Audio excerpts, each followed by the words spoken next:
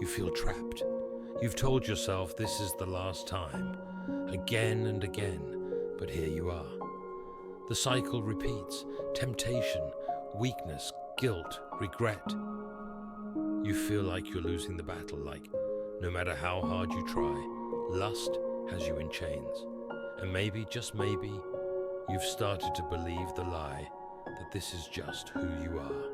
But truly, this is not who God created you to be. Lust is not just a struggle, it's a thief, stealing your time, your mind, your relationships, your closeness with God.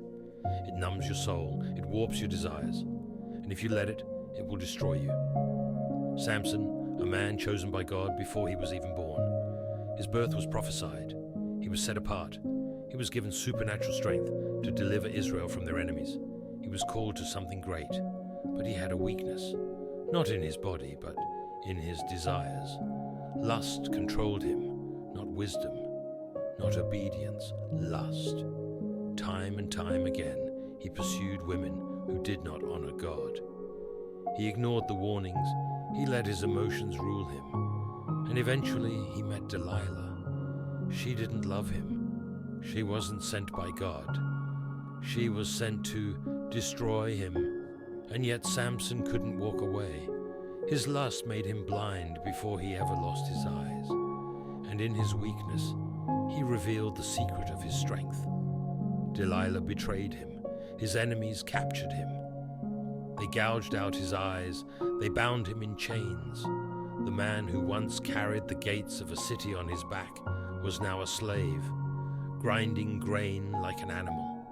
Lust cost him everything, and it will do the same to you if you let it. So how do you fight it? How do you break free? The answer isn't just willpower. You've tried that. It's not enough. As cliché as it may sound, the answer is God. Listen to me. Lust is not just a physical battle. It is a spiritual battle. And you cannot fight a spiritual war with human strength. You need the power of God to win. Jesus said, if your right eye causes you to sin, gouge it out. It's not about literally harming yourself. That's about radical action. If the apps, the websites, the social media accounts keep pulling you in, cut them off. If certain places, certain habits, certain harmless entertainment open the door to lust, walk away. You can't keep feeding your temptation and expect to win, but more than anything, you need God. Psalm 119:9 asks, how can a young man keep his way pure? The answer, by living according to his word. Lust thrives in the dark. The more you hide it, the stronger it grows. But when you bring it into the light, when you fill your mind with God's word, when you stay in prayer, when you surround yourself with accountability, lust loses its power. James 4:7 says, submit yourselves to God, resist the devil, and he will flee from you.